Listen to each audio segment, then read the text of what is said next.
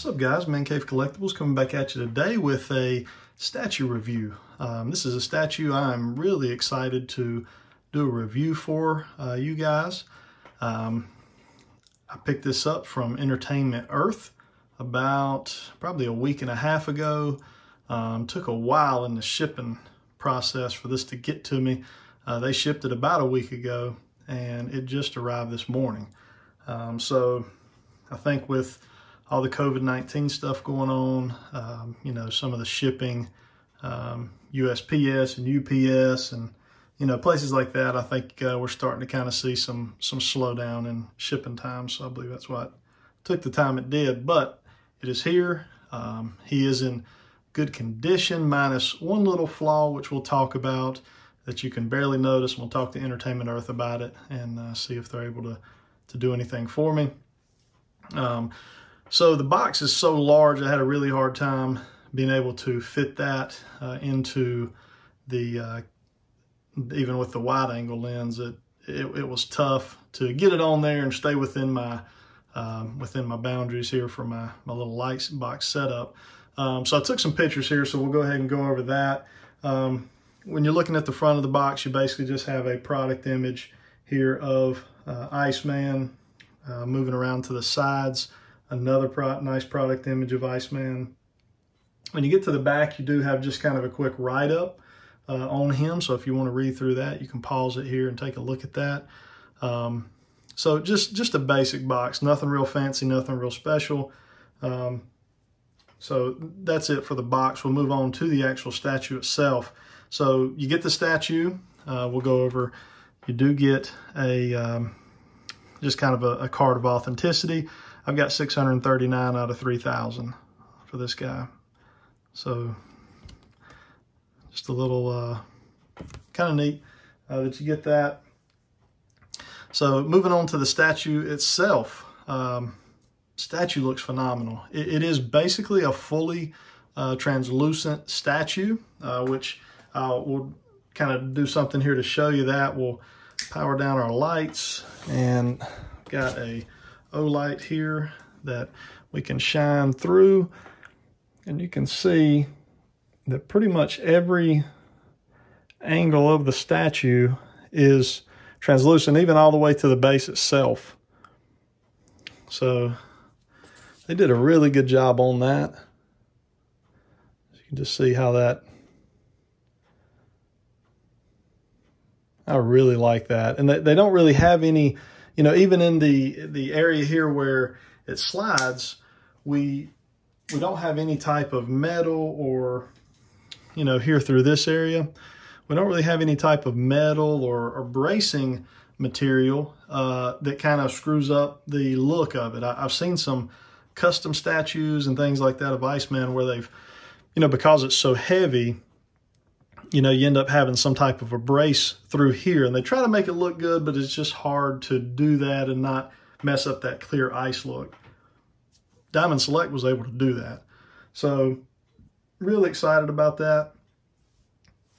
Let's go ahead and start the spin here. So you can kind of see here on the end, this part is separate from the actual slide that he's made. And you can probably see that in the video, how it kind of has a different, almost like a darker, less translucent look to it. So to be honest with you, I'm not 100% sure why they did that. I don't know if this part is actually resin or if this part is plastic. And I'm afraid to mess with it too much because of these could easily break off. So I don't want to, you know, take a chance. And you can tell here where the sculpt, I guess, breaks in a sense, where they went from that resin to maybe that plastic on the end. I'll just let this guy spin some more here. I really, really like this statue.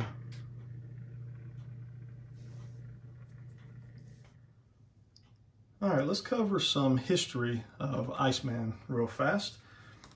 So Iceman first appeared in 1963, September of 1963. He was created as Bobby Drake a member of the original X-Men team by Stan Lee and Jack Kirby. So the first time we see him is on the cover of X-Men #1 in 1963. We see him in his ice form, as you can see here. As you proceed on into the book, the first page, we get another good view of Iceman here on a stripper pole made of ice. It's kind of interesting they chose that look. It was 1963, things were different, so I'll give him credit there. He also, too, it's interesting to note that he's wearing boots. So I didn't do the research to figure out how long he wore boots and nothing else.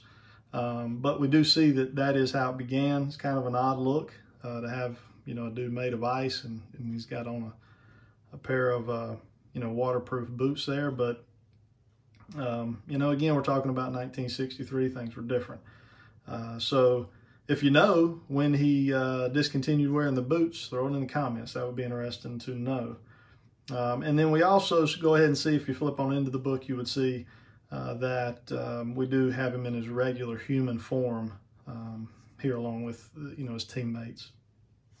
So Iceman, over the last 50 years, he has taken on a whole lot of different looks, as you can see from the previous slides. As compared to our statue, it looks very different. He had almost more of a snowball look, you know, when he originally appeared versus ice. So obviously that's one difference. As we continued on through the decades in the 90s, we can see that he took on a look very much like the statue that we have here in front of us.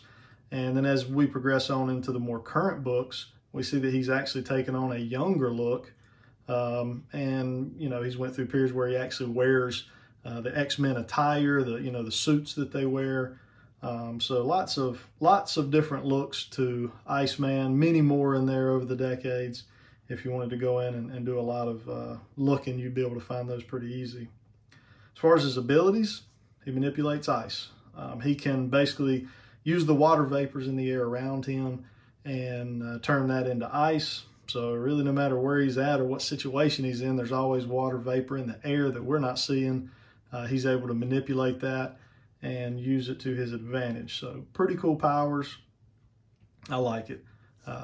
So that's a little history on Iceman.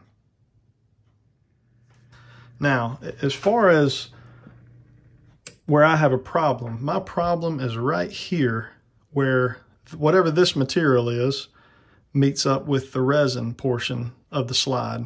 There is it's cracked here. Now this should be filled in, and you'll never be able to see it on the camera because it is all translucent, but it is cracked there, and that's something I'm gonna have to talk with Entertainment Earth about. The rest of the statue's great. He's got all his fingers. You know, I was really worried in shipping about the fingers there, the way they're all kind of exposed and out like that. So at least, you know, that part made it here fine. This guy was $159 on Entertainment Earth. That was by far the best deal around. One of my local comic shops had him for $199. Big Bad Toy Store had him, I believe, for $179, and Entertainment Earth $159. So I even tried to get my local comic shop to match the Big Bad Toy Store price of $179, and they wouldn't do that. I was willing to pay $179 versus $159 because the one they had in store was perfect. There were no flaws. So if you're able to pick something out, you know, and see it before you buy it, that's always a better deal. It was worth $20 to me to be able to do that, but they weren't willing to come off the price $20. So I went ahead and just ordered it from Entertainment Earth.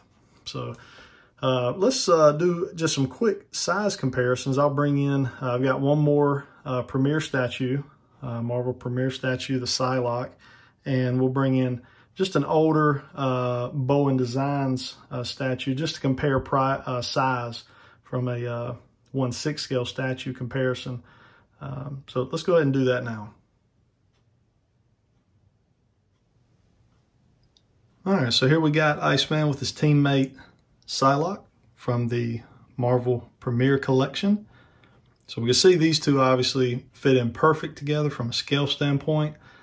I believe that they'll be doing that with all of the Premier Collection statues. We'll see a good scale there. I do believe that, you know, we were talking about how this kind of the end of his ice slide is kind of a different material. This is the same material that we see on the end of Psylocke, where she's formed that telekinetic, knife that she uses there. All right, so we're actually gonna throw up a Kotobukiya here. This is the Wolverine Kotobukiya statue. One of my favorite statues in my collection, and a pretty pricey one if you were to try to pick him up now. But we can see that scale-wise, they fit. Some of the older statues in my collection that are 1/6 scale seem to be a tad too big for the Marvel Premiere line. But I think in this case, for this specific statue, it works, it looks good. So I want to just kind of give that comparison as well. If anything, the Marvel Premiere statue almost looks too big for this Kotobukiya statue. So hope that helps you guys out as far as just showing you some size comparisons and just a kind of an overview of the statue in general. Again, if you are going to purchase this statue, check them out good. Lots of areas for breakage out here with these icicles, and then in here where the resin and whatever material this is, where those connect. And then obviously, his fingers as well. Those are pretty exposed and a very thin resin. So hope you guys enjoyed this video. If you did, click like and subscribe. Check out some of my other videos. Until next time.